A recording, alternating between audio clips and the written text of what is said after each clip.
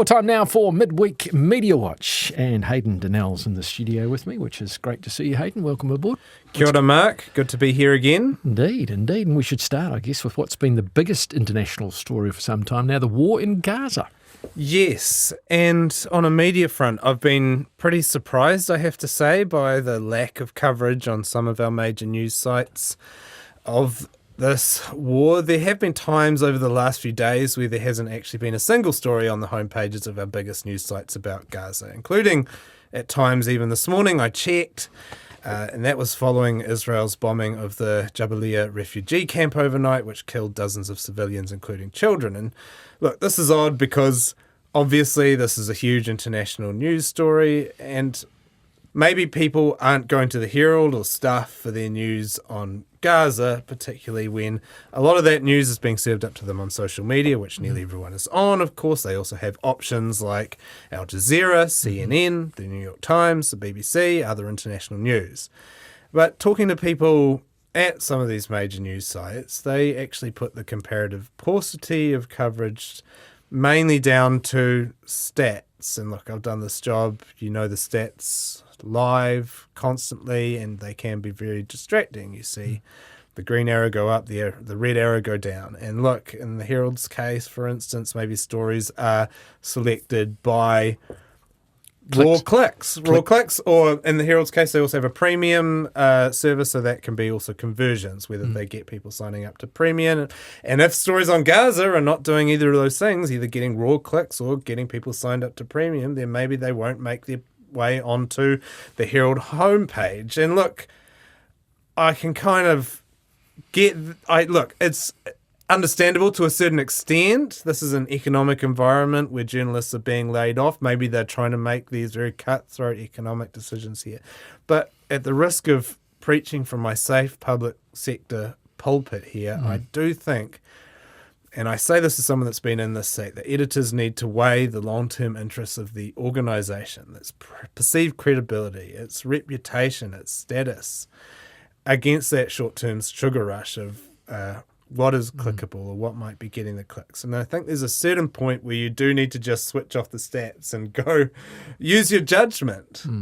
Do what you think, what you judge to be the right thing. And I think in this case, a story like Gaza really should have its place at the top of the agenda just due to its importance. It's such a hard watch, though. Is that putting people off, do you think, to a degree? Yeah, I'd have to speculate. There was something that was said to me that is just tough for people to... people want to avert their eyes because it is really... It's distressing. And the world and the news, we actually know this from some surveys that people in New Zealand, more than any other country just about, they do avoid the news, and it's partly, according to the surveys, because it's just negative and they don't want that in their lives. They don't want to have this negativity. But in this case, I think that we probably need to put that in front of them. We need to have to tell people this is something that you have to focus your gaze on.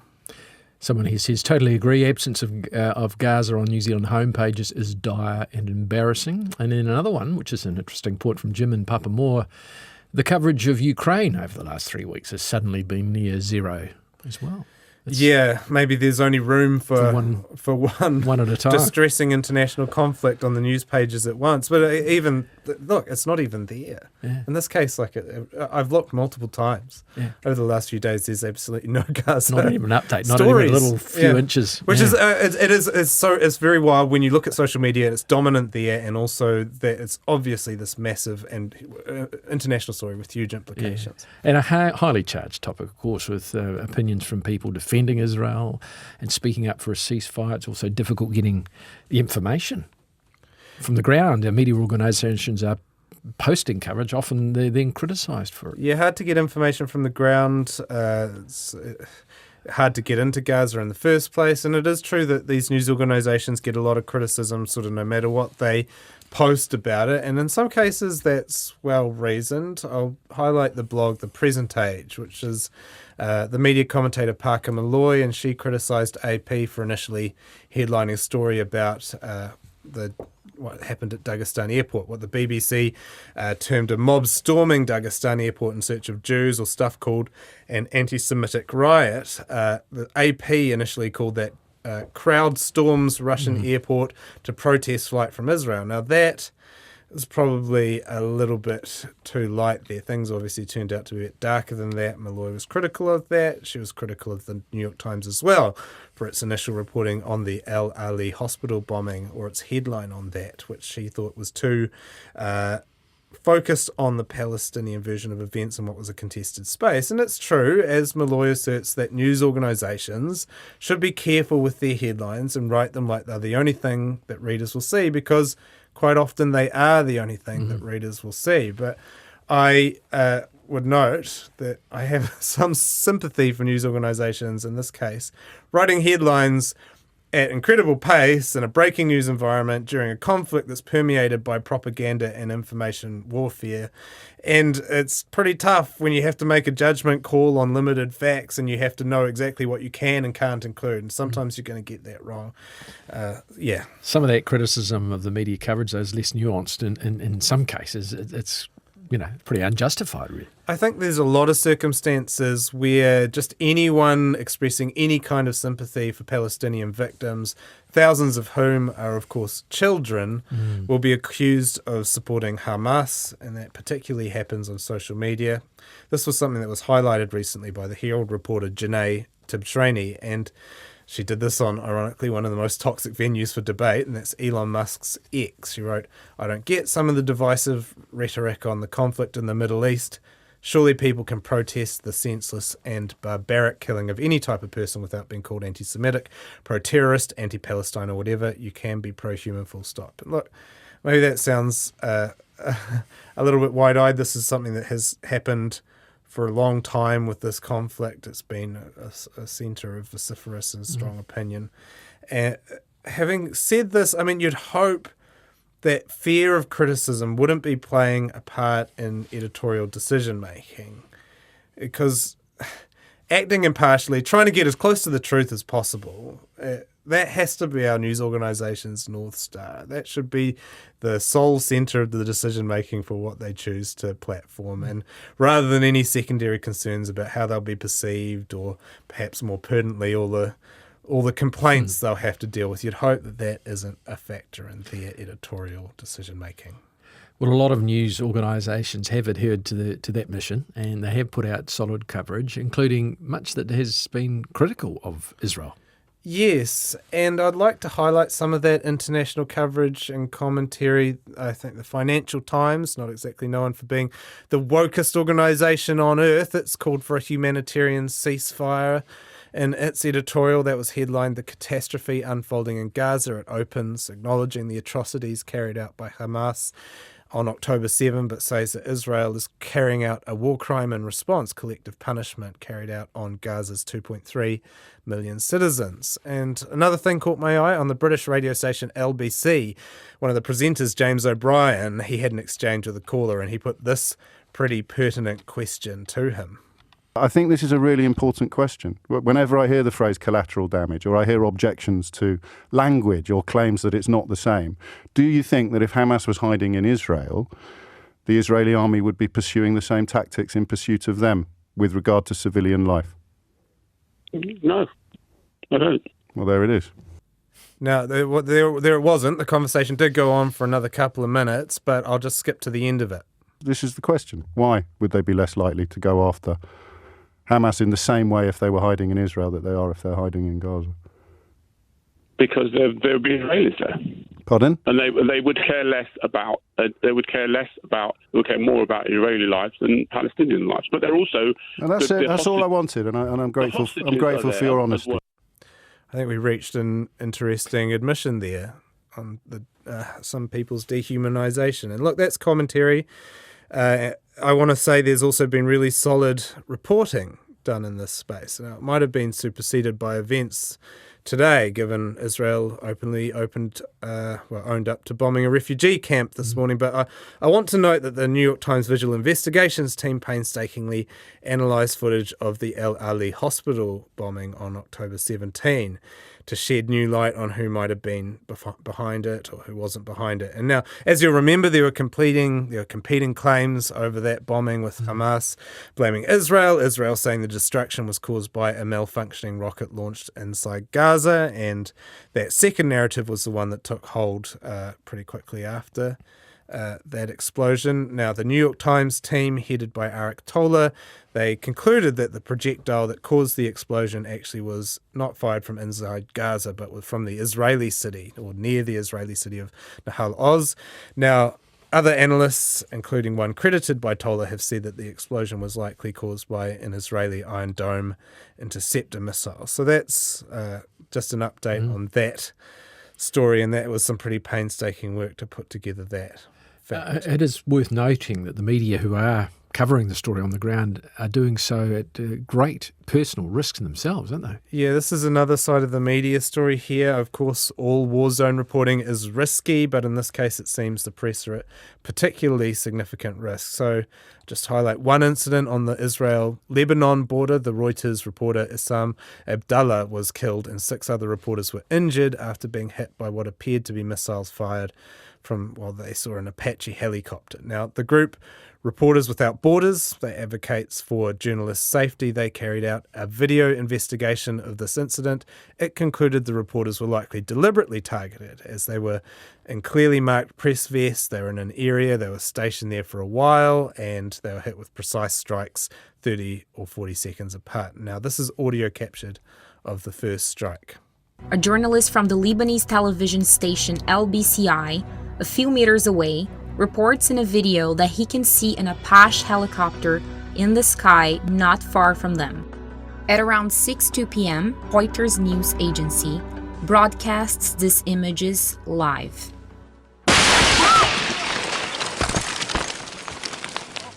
Victim of a bombardment, our journalist says she can no longer feel her legs.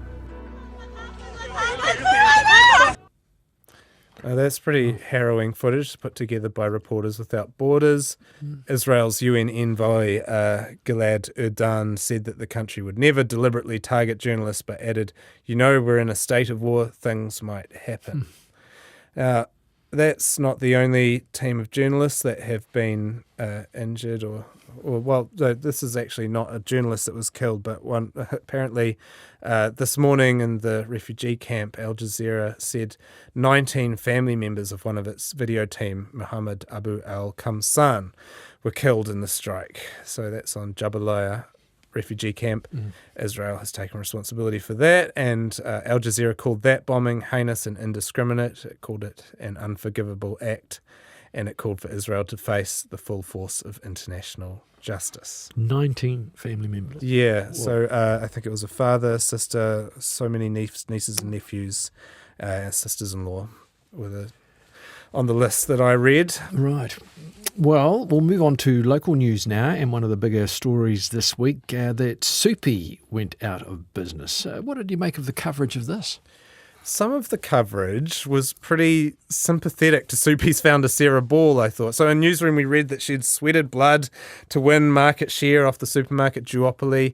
The story noted her devastation over her firm's failure and staff on RNZ. We had company director Ben Keeps also noting that Hall had put her heart and soul into the company. And look, nothing wrong with that, with carrying Ball's perspective, but I thought it was worth noting as well that Soupy appears to have structured itself in such a way that the employees there have lost out on wages and annual leave due to its downfall. And the stories about her heartbreak may have also noted that her company was almost designed to maximize her employees' heartbreak in the event of its failure. So these are often low-paid employees. They might have a bitter taste in their mouths, I'd say, reading about their boss's devastation as they go through this massive financial shock in the lead up to Christmas. Other media coverage is focused on the plight of those employees, though. Yeah, credit where credit's due here. Alka Prasad, Chris Keel of the Herald's business team, others like One News, Katie Bradford, they've written stories and aired stories highlighting and explaining the plight of Soupy's employees, who said they were in tears after being told by administrators from PricewaterhouseCoopers that they would not only miss out on annual leave payments, but they were unlikely to get paid their last 2 weeks of work. In Soupy's organisational structure, apparently the employees seem to have been paid by one entity called Workily Limited, while the debtors and stock are held by a different Soupy entity. And I see that CTU is crying foul over that arrangement, as you'd expect. Yes, it put out a press release this morning calling on Soupy's investors to pay out workers, and its secretary, Melissa Ansell-Bridges, said investors, they took a risk on Soupy in the hope of financial reward. They should bear that risk and not the employees. And good news, actually, on that front. We found out this evening. It's tonight, yeah. Yeah, that an anonymous donations come through and that Soupy's employees will at least be paid out for their last 2 weeks of work. Don't know whether it was an investor as the CTU requested, but at least someone has fronted up there. So that's a decent outcome. Not sure about the annual leave. That's still there. The stuff, at least, the saga, the employees' distress, that definitely would have been good to note in all of these stories alongside the paragraphs about Sarah Bull's disappointment. But some good does come out of this, though, a recommitment to addressing the country's high grocery prices from the Commissioner. Yeah, coincidentally, this all happened on the day our new grocery commissioner released his first to-do list. I think it was 3 points long. So it's something of a perfect storm on the grocery pricing front. Now, I'd like to highlight the efforts of Nathan Radadi on RNZ's First Up here. He got Nationals Deputy Nicola Willis to commit to finding a way to increase competition in the supermarket sector, and that was during an interview that I actually listened to live at 5:45 a.m. Good man. on Tuesday morning on my way to basketball. So here's a snippet of that exchange, Mark. Of course, for those employees who found out today their job is gone, that's just really sad for them. But also actually for the challenger that Soupy was. I met Sarah who set it up. She was really intent on bringing real competition to our grocery sector. And I want to see that too. I'm of the view that we need a third entrant to break up that duopoly. So if I do become the Minister of Finance in the next few weeks, I will want to seek advice on how do we ensure that we do get a third entrant into this sector and that it doesn't have the same sort of failure that we saw here. Interesting point hearing Nicola Willis there. It's the first politician I've heard in a while. And in fact, I wonder, have you enjoyed the post-election holiday that everybody has had with not a politician in sight? It's been blessed relief, hasn't it, Mark? I No loved Jessica it. Mackay, no Jenna Lynch, no Nicola Willis, Benedict. get away! No, don't. We're free for a second. It's been quite peaceful. I think only Patrick Gower is absolutely distressed about this turn of events. Yeah. I think everyone's quite relaxed, not having any political events. Well, Friday's going to change, isn't it? From when New the- Zealand, at least. When the special votes thing sort of comes Yeah, through. That's I mean, going to make this it all is- come flooding I'd back. love the feedback of our audience on this. Have you enjoyed your break from politics? Would you like it extended? Are you dreading Friday when the special votes get returned and we might actually end up with a government? 2101. 2101. There you go.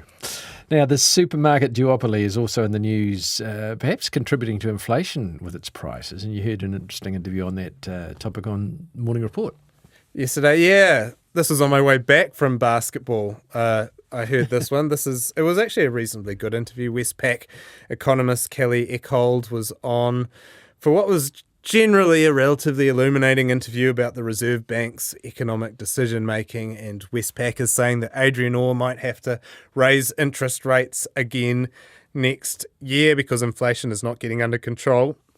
And there was a back and forth with Corin about this, but I thought that his response to a question, which seemed to take him a little bit from left field, honestly, from Corin, about the bank's own role in this process, was notable. What's happening here, though? I mean, we're talking about supermarkets. People will be putting the old blowtorch on the banks as well with their margins as well. I mean, why can't the banks raise this money that they're having to get offshore locally, put deposit rates up, attract capital here so that we don't have to be reliant so much on overseas interest rates?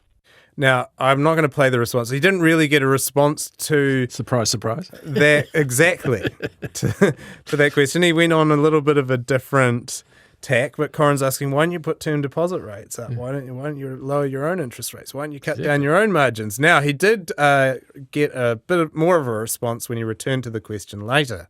I understand what you're saying, but what I'm saying is, what about the margins between what banks are setting in terms of their deposit rates and their interest rates, and are they being reasonable? Oh, I don't really have a particular comment on that. I forecast the economy rather than the bank's margins, but I can certainly get someone back to you who can talk about the bank's own pricing policies if you'd like. I understand what you're saying. You're the economist. You're not the retail side of it. Oh no, I couldn't possibly comment on the bank's margins. Don't know anything about them. Nothing to do with them. Not my area. They maybe pay my salary and all that, but I don't know. I'll get back to you. Was he overstepping the mark doing that? I mean, he's right. I mean, yeah. I mean, at the same time, Kelly Eckhold's right. He is the economist. He's on the retail side, and Corin did clarify again later. I heard him that banks have arrangements in place to ensure the independence of their economists from their retail side. Look, I did wonder, listening to it, whether he would have the same reserve when he's talking about something like supermarket margins, and fuel sector margins, something like that. And maybe he would. Maybe, look, I don't know. Yeah. But I thought that it did highlight an issue with the extent to which the media relies on these bank economists for commentary on the state of the economy, because let's face it, they're kind of a little bit compromised when it comes to an extremely large and influential section of the economy, and that's the banks themselves, and they've been making some pretty big profits lately. I don't know if you've seen, mate. Yes, I do know. I'm fully aware of. I'm contributing quite a bit to them. Yeah, there you go. Actually, the You're other question compromised too. Oh, totally. The other question: who won the basketball? And what were you playing basketball actually, at 6:45 in the morning? It's a social game. We won. We won. Good. It's organised by 6:45 in the morning. Well done. 6 a.m. actually. Oh God, that's impressive. It's a real nightmare. Now, you went to an event tonight called Bury the Bird, not Larry Bird, Bury the Bird. What was that about? It was Bury the Bird. It's a wake, or a funeral for Twitter, or the Twitter that was. The blue bird. Yeah, that's the bird that we're talking about, because obviously a lot of predictions of Twitter's demise, or Twitter as Twitter has already died because it's now called X, and this was an event to say bye to it and sort of, I guess, reminisce about how it used to be a lot better than it is now. And look, it was mainly, I think, from my perspective, I was there to interview some people, and it was about, it used to have a lot of utility, and I remember this as a news gathering and news making or apparatus. You know, you get verified and verifiable information on there about unfolding breaking news events, and you would also be able to actually keep your ear to the ground about what people cared about a lot more than you could now. Partly that was because you had a chronological timeline. You could kind of live tweet live events, and it wasn't so algorithmically generated. And it was also just the verification system. You could actually tell who was trustworthy and who wasn't. All of that's broken now. So that was all discussed. All I hear about X is that it's just got more and more toxic now. That it's yes. people are leaving it because. And the question is whether all social media gets. I mentioned this to the people I was interviewing, but I remember there was an internet downloading site called Napster. Do you remember? Yes. I went to the chat. I remember going to the chat rooms on this in like 2000. I probably shouldn't admit to my crimes back then, downloading music MP3s. But like, even back then, I remember like the chat rooms were toxic and people just flaming each other. It seems like that's almost a natural evolution of these spaces that they get overtaken by malignant forces. But that's why they need hefty moderation teams, and that's obviously gone at X. Now, Max is saying let politicians talk between 5 a.m. and 5:10 a.m. one day a week. I think that's a reasonable starting point there, Max. Just before the basketball match. Exactly. Then Patrick Gale will be able to get up for that, get us Phil, and all the rest of us will go about our days. Dallas says let's ban Guy Fawkes and politics.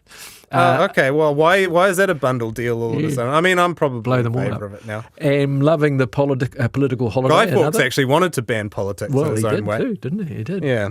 Hi, Mark. Government formation. The thing about the last 3 weeks of golden silence is that it's been total bliss. Pity it will end on Friday. Begs the question, though, do we actually need a government? Yeah, but why don't we just let one form when something big comes along, you know? Form a committee and call it a government. Yeah. Okay, now we've got 6 minutes to 11.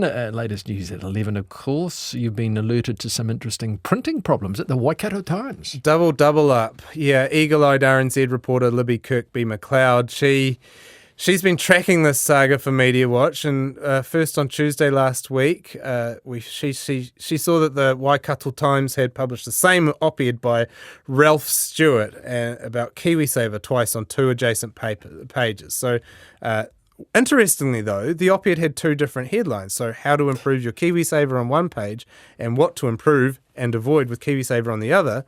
Seems like a sort of innocent mistake. The same thing happened though this week.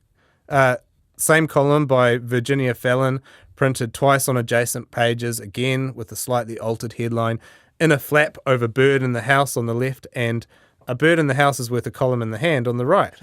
So they're printing the same columns twice on adjacent pages. Is this a tactic? Is this on purpose? I really want to know. I will be raising this with Stuff. But in the meantime, if any Stuff-affiliated listeners can explain this to me, I'm all ears. I'd love to know. Now, last week you mentioned reporter Tony Wall said he'd run naked down the street if the All Blacks beat Ireland, and he was trying to back out with a donation to charity instead, which is probably would suit everybody all round. But any updates? Well, that's exactly what people have said, yeah, that this is a better outcome. Now, he said that he made it onto Mediawatch for not for journalism, but for his promise to run naked in public. And look, he said, obviously people don't recognise a metaphorical quip these days. No one is seeing my lily white, I'll say, buttocks.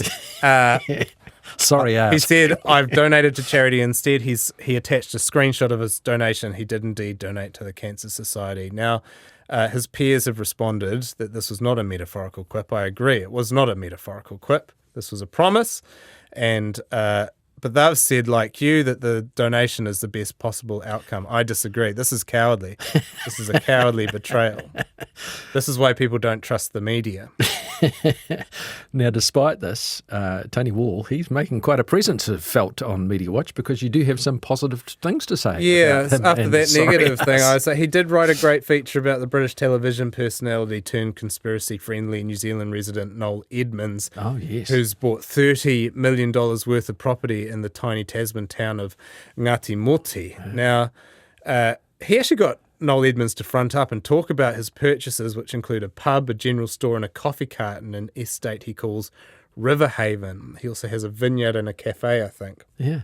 Now, Edmonds said he was just trying to make people happy and himself happy, but Stuff found that the locals were not quite so happy. They weren't as comfortable with a TV star from Britain coming over, throwing his weight around, buying up half the property in town. Yeah, it was a good read. Like he owns, it's an interesting read. Yeah. And Noel Edmonds, big star. Absolutely, huge star in the UK for so many years. If you don't know who he was, you will at least know who his counterpart is, Mr. Blobby. Mr. Blobby, that's right. I think Mr. Blobby even had a hit record or something, but that's obviously what happens, isn't it? But when you've got that sort of profile. But, it was a fascinating story, rather nasty story, the second part, about a cycle trail and a woman trying to promote a cycle trail which crossed his land. And that he did not like the cycle trail. He did not. No. Anyway.